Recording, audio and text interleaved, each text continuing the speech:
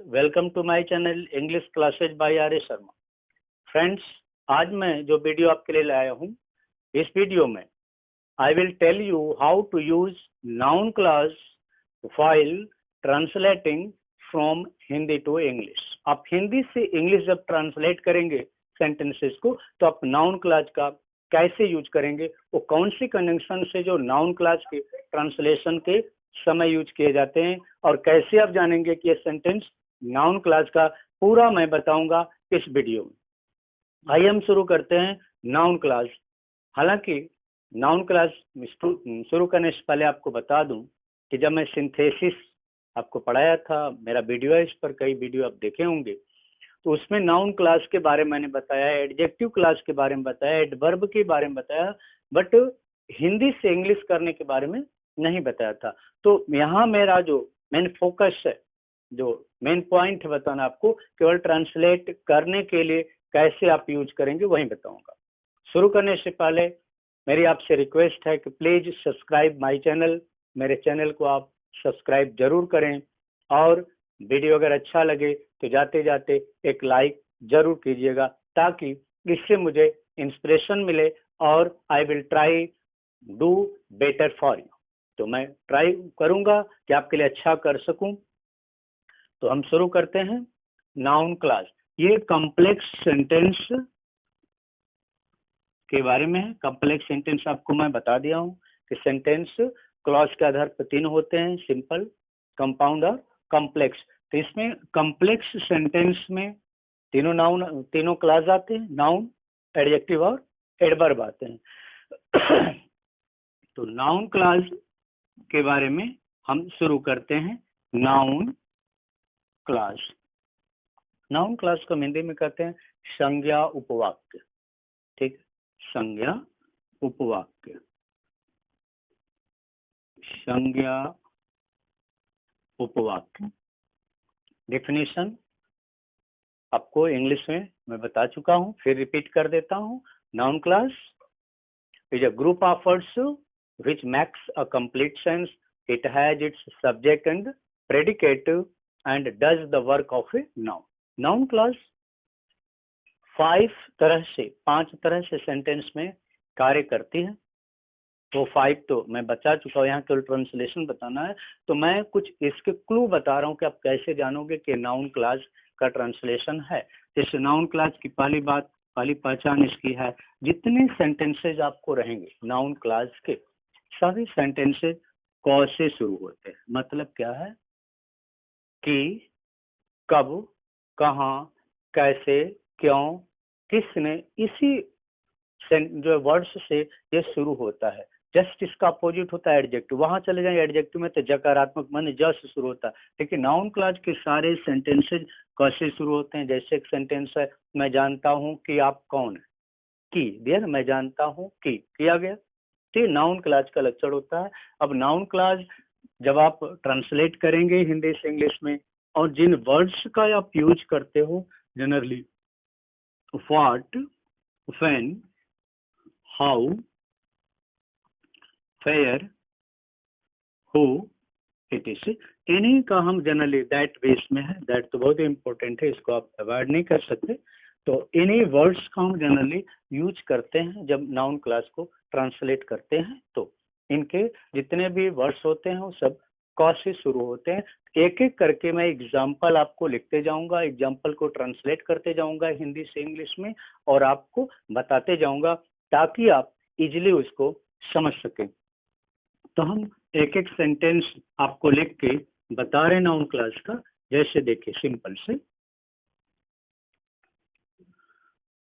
यह पहला सेंटेंस मैं आपको बता रहा हूं, यह निश्चित है,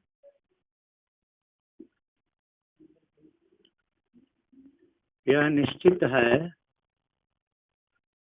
कि वह चोर है। यह निश्चित है कि वह चोर है, एक सेंटेंस। अब इसमें देखिए की, ये आपका नाउन क्लॉज है। नाउन क्लॉज में एक प्रिंसिपल क्लॉज, दूसरी जो क्लॉज होती है वो सबऑर्डिनेट होती है, बस नाउन का वो कार्य करती है। तो पहले हम इसे ट्रांसलेट करेंगे। यह निश्चित है, तो आप लिखेंगे it is certain, it is certain, हो गया, यह निश्चित है। अब है की, जब सेंटेंस दूसरा वाला असर्टिव हो तो वहां की के लिए हम दैट लिखते हैं। एक बात आपको बता दूं, बहुत इंपॉर्टेंट है, अगर आपको नाउन ऐसे सेंटेंस से जो क्लॉज के हो, नाउन एडजेक्टिव एडवर्ब के होते हैं, आप ट्रांसलेट कर रहे हो तो बिल्कुल इनडायरेक्ट की तरह होता है। अगर इनडायरेक्ट आपको आता है तो इजीली आप इसे ट्रांसलेट कर लोगे, अगर इनडायरेक्ट नहीं आता तो आपको डिफिकल्टी होती है। तो यह निश्चित है कि इट इज सर्टेन दैट, वह चोर है तो जगह he is a thief, he is a thief, यह निश्चित है कि वह, it is certain that he is a thief, हो गया। इस सेंटेंस को हम दूसरे तरीके से भी बना सकते हैं, जैसे मैंने कहा ना कि नाउन क्लॉज 5 तरह से कार्य करती है, कभी सब्जेक्ट के रूप में, कभी ऑब्जेक्ट के रूप में। तो ऑब्जेक्ट के रूप में हो गया, हमने दैट यहाँ लगे। आप देखिए पहले हम कर सकते हैं इसको, तो इस तरह भी आप ट्रांसलेट कर सकते हो, that he is a thief is certain, that he is a thief is certain, इस तरह भी आपका ट्रांसलेशन बन सकता है। तो ऐसे सेंटेंस हो तो आप दैट लगा के ट्रांसलेट कर सकते हैं। अब दूसरे मैं सेंटेंस आपको बता रहा हूं, देखिए उसे आप कैसे करो। वह पास्ट टेंस में मैं बता रहा हूं, वह जानता है कि मैं खुश नहीं था, वह जानता है कि मैं खुश नहीं था, एक हो गया ना, वह जानता है, ये देखिए प्रेजेंट में है। दूसरा वाला जो है कि मैं खुश नहीं था, पास्ट में है। अब कैसे आप ट्रांसलेट करोगे, पहले सेंटेंस को करेंगे आप जिस टेंस में है, वह प्रेजेंट इंडेफिनिट है, ही नोज, हो गया, की का अंग्रेजी आप बनाएंगे दैट, ही नोज दैट, मैं खुश नहीं था, I was not happy, he knows that I was not happy, हो गया। अगर मैं इसे फ्यूचर में कर दूं, देखिए थोड़ा सा चेंजिंग होगा, वह जानता है कि मैं नहीं खेलूंगा, वह जानता है कि मैं नहीं खेलूंगा। अब इसे करना, ही नोज दैट, मैं नहीं खेलूंगा, आई, उसके बाद आप कर देंगे यहाँ पर शैल, फिर करेंगे नॉट, और खेलना का हो जाएगा प्ले।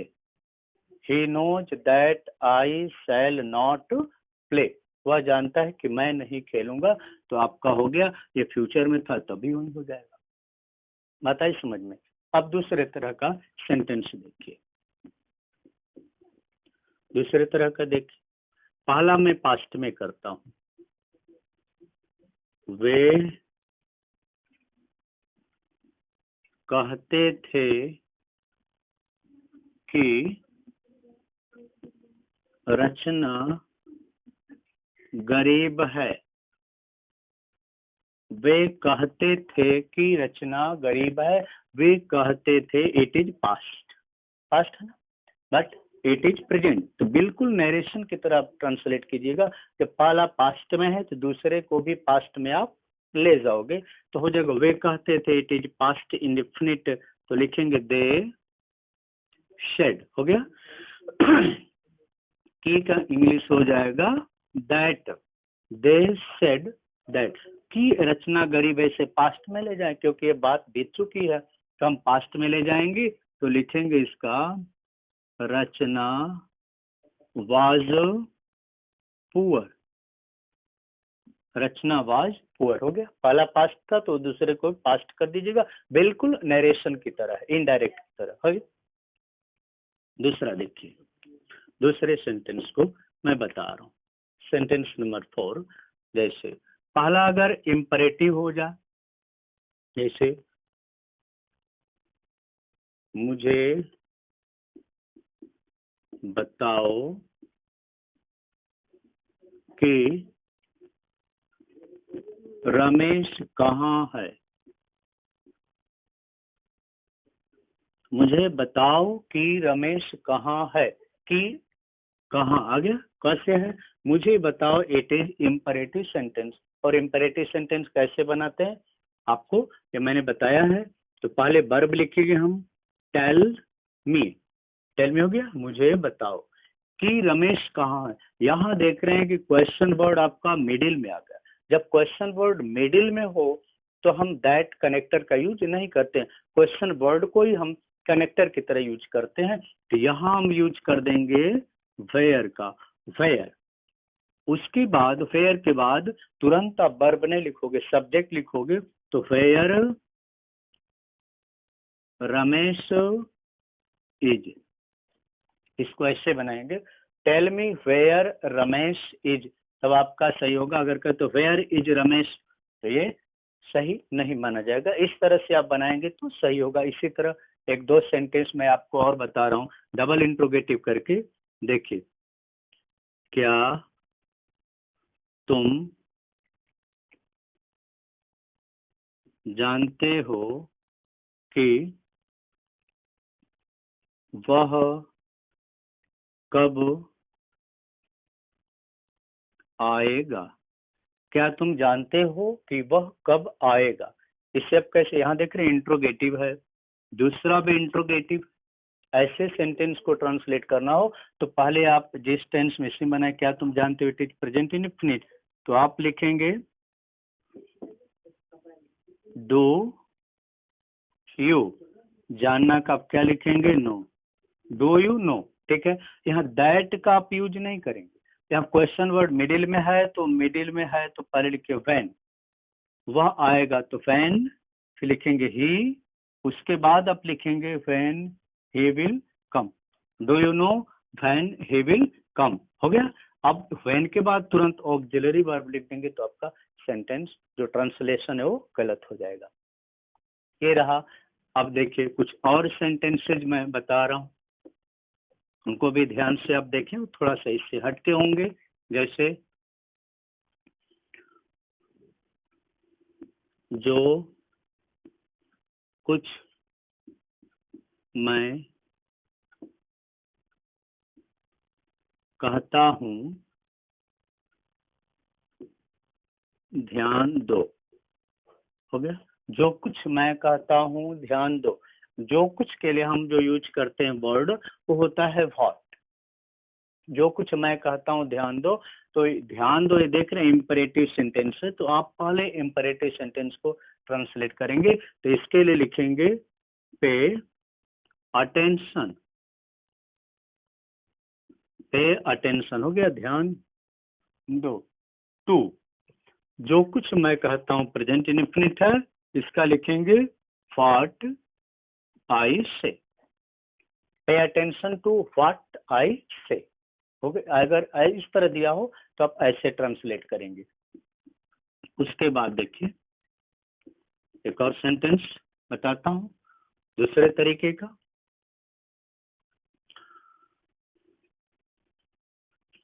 यह खबर कि वह पास हो गया सही नहीं है। यह खबर कि वह पास हो गया सही नहीं है। अब इसे ट्रांसलेट करना है। या देखिए यह खबर, तो ऐसे सेंटेंस को इस तरह करेंगे, द न्यूज, हो गया।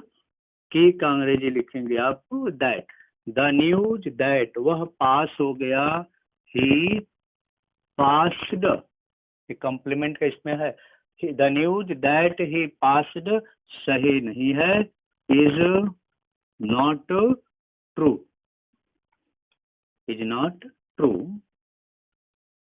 करेक्ट भी आप लिख सकते हैं, is not correct, is not true. कुछ सेंटेंसेज इस तरह दिए हों तो आप ऐसे बनाएंगे। और भी मैं आपको कुछ मॉडल दिखा रहा हूँ सेंटेंस का।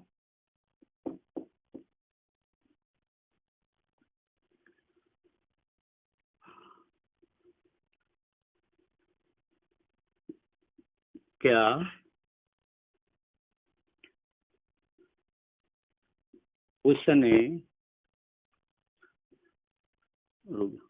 उसने कहा है कि आज वर्षा हो सकती है। क्या उसने कहा है कि आज वर्षा हो सकती है? या देखिए ये इंट्रोगेटिव है, इसमें आपको संभावना दिखाई गई है। ऐसे सेंटेंस हो यहाँ तो इसको ऐसे ट्रांसलेट करेंगे, has he said, has he said कि दैट आज वर्षा हो सकती है, इसका हो जाएगा इट में रेन टुडे, इट में rain today. Has he said that it में रेन टुडे, सॉरी यहाँ में रहेगा, वाज मैंने लिख दिया, इट में रेन टुडे। इस तरह से भी सेंटेंसेस बनते हैं। कुछ मैं पास्ट का आपको दिखा रहा हूँ इंट्रोगेटिव, देखिए।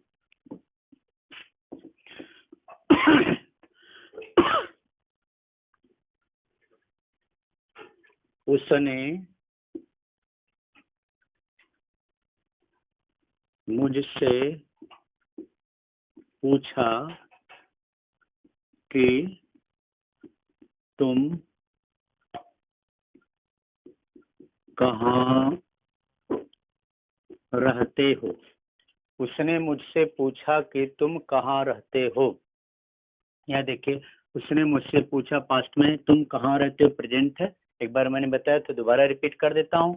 उसने मुझसे पूछा, पहले पास्ट में बनाइए तो जगह he asked me, hey asked me कि तुम कहाँ रहते हो। कहाँ क्वेश्चन वर्ड बीच में है तो इसका हो जाएगा वेयर यू लिव। अब इस तरह तो मैंने बना दिया, लेकिन बेटर तरीका अगर आप प्रोनाउन बदल के बनाते हैं, जैसे उसने मुझसे पूछा कि तुम कहाँ रहते हो, तो तुम कौन है, बिल्कुल नरेशन की तरह मैंने कहा तो तुम कौन है, मैं हूं। तो बेटर है कि यू की जगह आप क्या लिख दें, आई, वेयर आई लिव, तो बिल्कुल करेक्ट माना जाएगा। तो इस तरह ट्रांसलेट करते हैं तो बेटर वे होता है ट्रांसलेट करने का। कुछ और भी सेंटेंस देखिए,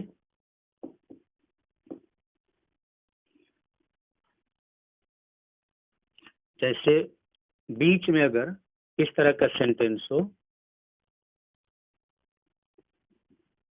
मैं यहाँ कर दीजिए कि मैं जानना चाहता हूँ, मैं जानना चाहता हूँ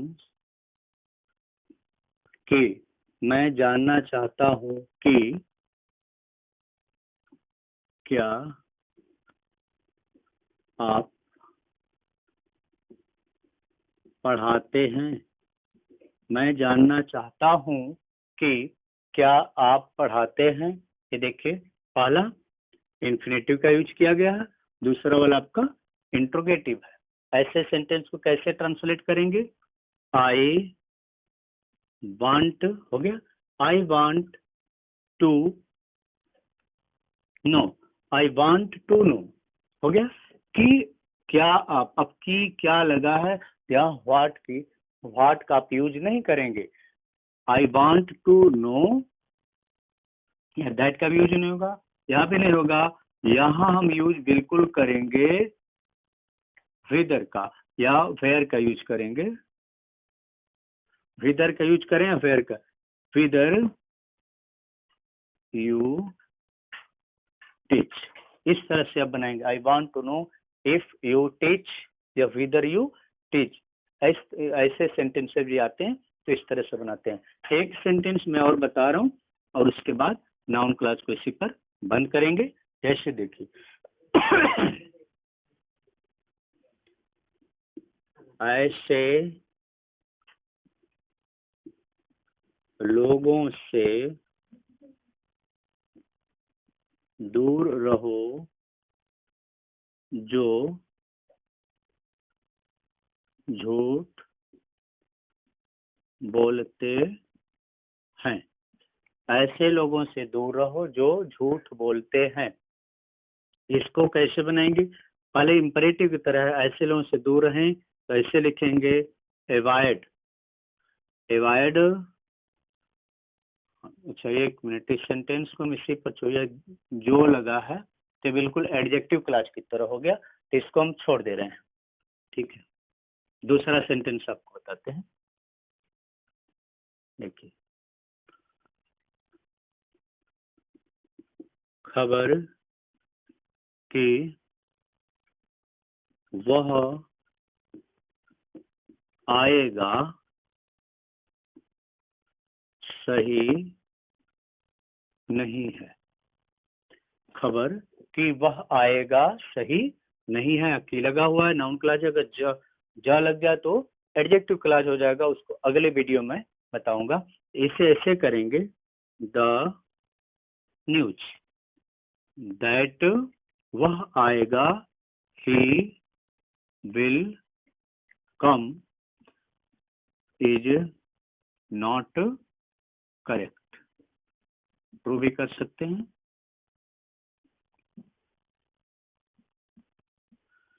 ये रहा नाउन क्लास। आशा है आपको ये बिल्कुल समझ में आ गया होगा। कहीं अगर कंफ्यूजन होगा तो जरूर आप कमेंट कीजिएगा, मैं कोशिश करूंगा आपके डाउट्स को दूर करने का। एक बार फिर से बता दूं नाउन क्लास के बारे में, नाउन क्लास के जितने हिंदी में सेंटेंसेज होते हैं क से शुरू होते हैं, और इनको बनाने के लिए बिल्कुल नरेशन की तरह इनको हम ट्रांसलेट करते हैं। और यूज होने वाले जो वर्ड्स हैं, दैट है, व्हेन है, वेयर है, व्हाट है, व्हाई है, हाउ, इन सब शब्दों का ज्यादातर यूज किया जाता है। जब इनका क का यूज हो, क का अर्थ है, तभी वहां नाउन क्लास होता है। तो फिर हम मिलते हैं अगले वीडियो में एक नए टॉपिक के साथ।